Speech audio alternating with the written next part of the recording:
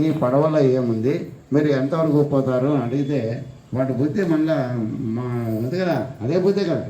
సరే వాడేమంటాడు, అయ్యా ఇందులో ఏముంటే నీకేమప్ప, మేము ఎక్కడో పోతా ఉన్నాము, దీంట్లో అంతా ఆకులు అనమాట తప్ప ఏమీ లేదు, నీ పని నువ్వు చూసుకోనైనా అని చెప్తాడు.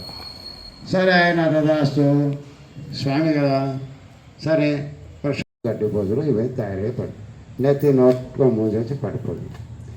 సరే అల్లుడు ఏం చేస్తాడు, మూర్చి మామని తట్టి లేపి మామ అంతా కూడా మీకు విశేషంగా మళ్ళీ నేను చెప్పడం జరుగుతుంది. అదేవిధంగానే దేవీ నవరాత్రులు జరుగుతాయి. ఆ దేవీ నవరాత్రులు అంతా కూడా అమ్మవారికి విశేషంగా జరుగుతుంది. కాబట్టి ఈ విధంగా ఈ దేవాలయంలో జరిగేటువంటి అన్ని కార్యక్రమాలు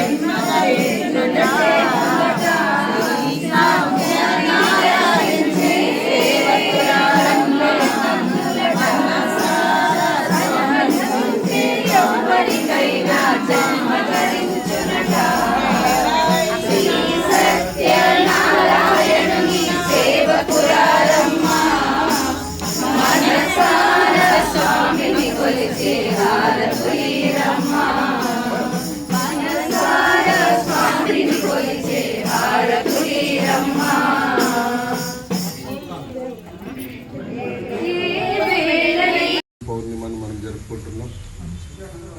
సార్ మరి గురు పౌర్ణిమ అంటే గురువులను గౌరవించేటువంటి రోజు. మరి వేదవ్యాసుడు మనకు ఆది గురువు ఆయన పుట్టినరోజునే మనం ఈరోజు గురు పౌర్ణిమగా మనం జరుపుకుంటున్నాం. మరి ఈ గురువు అనేటువంటి వాడు ప్రతి ఒక్కరికి కూడా మార్గదర్శి. ఎందుకంటే భగవంతునికి భక్తునికి మధ్య అనుసంధానంగా ఉండేటువంటి వాడు గురువు. ఆ గురువు ద్వారానే మనకు మోక్షం అనేటువంటిది లభిస్తుంది. ఎందుకంటే భగవంతుడు చేరాలి అంటే మనము ఒక రూపం సంతరించుకోవాలి. జ్ఞానం అనేటువంటిది ఒక రూపాన్ని సంతరించుకుంటే అతను గురువు అవుతాడు. అంటే భగవంతుడు స్వీకరించగలిగినటువంటి రూపాన్ని మనకు కలుగజేస్తాడు. భగవంతుడు మనల్ని స్వీకరించడు. కలియుగంలో మనం ఎలా ఉన్నాము, భౌతికమైనటువంటి సంపద, భౌతికమైనటువంటి సంబంధాలు, భౌతికమైనటువంటి విషయాలే మాట్లాడుతున్నాం. మరి భగవంతుడు మనల్ని స్వీకరించడు కూడా. ఎందుకంటే నేను నీకు మానవ జన్మనిచ్చిందేది భౌతిక సుఖాల కోసం కాదు, నన్ను చేరడాని కోసం ఇచ్చినాను అని చెప్పాడు. నన్ను చేరడాని కోసమే నీకు మానవ జన్మనిచ్చిండేది. లేదా నీకు ఏదో పశు జన్మనో ఏదో ఒకటి ఇస్తామంటే మేము చెప్తాడు ఆయన. జంతువునాం నరజన్మ దుర్లభం అంటారు. నరజన్మ రావడమే కష్టం. అట్లాంటి నరజన్మను నువ్వు భగవంతుడు స్వీకరించేటువంటి రూపంలో ఎంతోమంది గురువులను నేను పంపించినాను. వేదవ్యాసుడు రావడం అనేటువంటి జరిగింది. ఆయన విష్ణు అంశతో వచ్చాడు. తర్వాత శ్రీకృష్ణ భగవానుడే భగవద్గీతను బోధించినాడు. జగద్గురువుగా భగవద్గీతను బోధించినాడు. మరి కలియుగంలో తీసుకుంటే సంగత్వే నిస్సంగత్వం, నిస్సంగత్వే నిర్మోహత్వం, నిర్మోహత్వే నిర్మలతత్వం, జీవన్ముక్తి అని చెప్పేసి మనకు చెప్పారు. మరి ఇట్లాంటి అద్భుతమైనటువంటి ఉపదేశంతో మరి భజగోవిందం భజగోవిందం గోవిందం భజ మూఢమతే సంప్రాప్తే సంహితే కాలే నహి నహి రక్షతి దుఃఖింకరణే అని చెప్తున్నారు. అంటే నువ్వు ఏదో వ్యాకరణాలు పట్టుకొని అది పట్టుకొని ఇది పట్టుకొని అట్లా ఇట్లా అని చెప్పేసి భిన్నాభిప్రాయాలు ఉన్నాయి, అది ఇట్లుంది ఇక్కడ ఇట్లుంది అనేటువంటిది వేస్ట్ చేసుకోదయ్యా. భగవంతుణ్ణి త్రికరణ శుద్ధిగా నమ్ము. భగవంతుని త్రికరణ శుద్ధిగా నమ్మితే నీకు మోక్షం అనేటువంటిది వస్తుంది.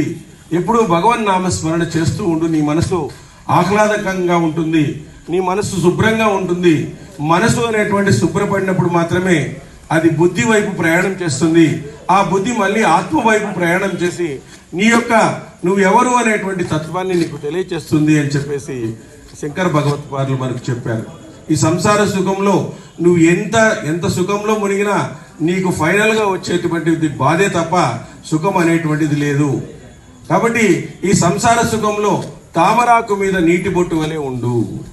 తామరాకు మీద నీటి బొట్టు వలె సంసారంలో ఉండి భగవంతుని వైపు తిరగడానికి ప్రయత్నం చెయ్యి అని చెప్పేసి చెప్పినాడు.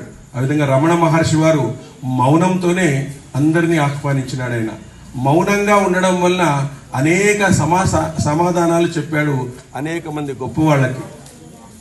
ఆ విధంగా కాబట్టి ఈరోజు మనం చూడండి, ఒక చేప పిల్ల చూడండి, తన గుడ్లను పెడుతుంది, కానీ మనసులో అనుకుంటే చాలు ఆ గుడ్లు చేపలుగా మారుతాయి.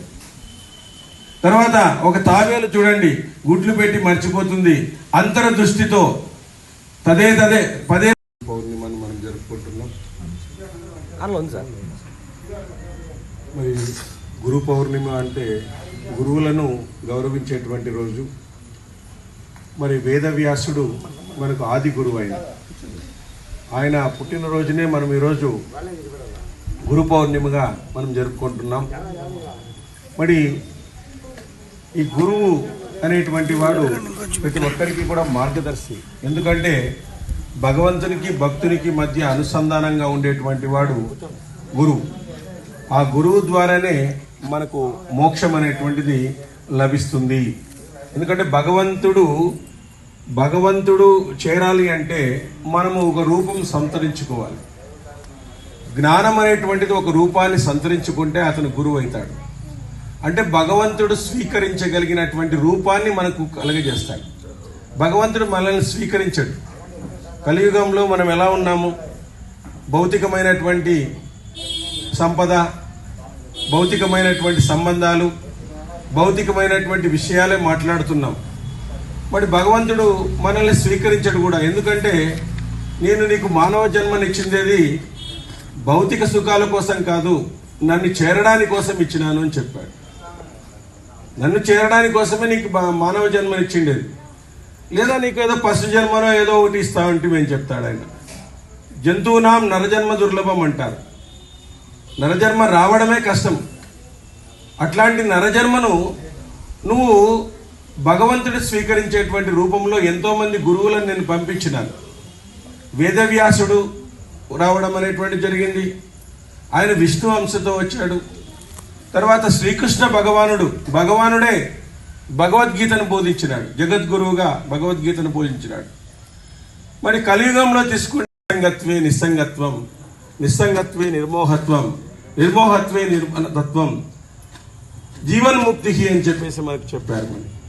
మరి ఇట్లాంటి అద్భుతమైనటువంటి ఉపదేశంతో మరి భజగోవిందం భజగోవిందం గోవిందం భజ మూఢమతే సంప్రాప్తే సంహితే కాలే నహి నహి రక్షతి దుఃఖింకరణే అని చెప్పినారు. అంటే నువ్వు ఏదో వ్యాకరణాలు పట్టుకొని అది పట్టుకొని ఇది పట్టుకొని అట్లా ఇట్లా అని చెప్పేసి భిన్నాభిప్రాయాలు ఉన్నాయి, అది ఇట్లుంది ఇక్కడ ఇట్లుంది అనేటువంటిది వేస్ట్ చేసుకోదయ్యా. భగవంతుణ్ణి త్రికరణ శుద్ధిగా నమ్ము. భగవంతుని త్రికరణ శుద్ధిగా నమ్మితే నీకు మోక్షం అనేటువంటిది వస్తుంది. ఎప్పుడు భగవన్ నామస్మరణ చేస్తూ ఉండు. నీ మనసు ఆహ్లాదకంగా ఉంటుంది, నీ మనసు శుభ్రంగా ఉంటుంది. మనసు అనేటువంటి శుభ్రపడినప్పుడు మాత్రమే అది బుద్ధి వైపు ప్రయాణం చేస్తుంది. ఆ బుద్ధి మళ్ళీ ఆత్మ వైపు ప్రయాణం చేసి నీ యొక్క నువ్వు ఎవరు అనేటువంటి తత్వాన్ని నీకు తెలియచేస్తుంది అని చెప్పేసి శంకర భగవత్పాదులు మనకు చెప్పారు. ఈ సంసార సుఖంలో నువ్వు ఎంత సుఖంలో మునిగినా నీకు ఫైనల్గా వచ్చేటువంటిది బాధే తప్ప సుఖం అనేటువంటిది లేదు. కాబట్టి ఈ సంసార సుఖంలో తామరాకు మీద నీటి బొట్టు వలె ఉండు. తామరాకు మీద నీటి బొట్టు వలె సంసారంలో ఉండి భగవంతుని వైపు తిరగడానికి ప్రయత్నం చెయ్యి అని చెప్పేసి చెప్పినాడు. ఆ విధంగా రమణ మహర్షి వారు మౌనంతోనే అందరినీ ఆహ్వానించినాడు. ఆయన మౌనంగా ఉండడం వల్ల అనేక సమాధానాలు చెప్పాడు అనేక మంది గొప్ప వాళ్ళకి. ఆ విధంగా కాబట్టి ఈరోజు మనం చూడండి, ఒక చేప పిల్ల చూడండి, తన గుడ్లను పెడుతుంది, కానీ మనసులో అనుకుంటే చాలు ఆ గుడ్లు చేపలుగా మారుతాయి. తర్వాత ఒక తాబేలు చూడండి, గుడ్లు పెట్టి మర్చిపోతుంది, అంతర్దృష్టితో పదే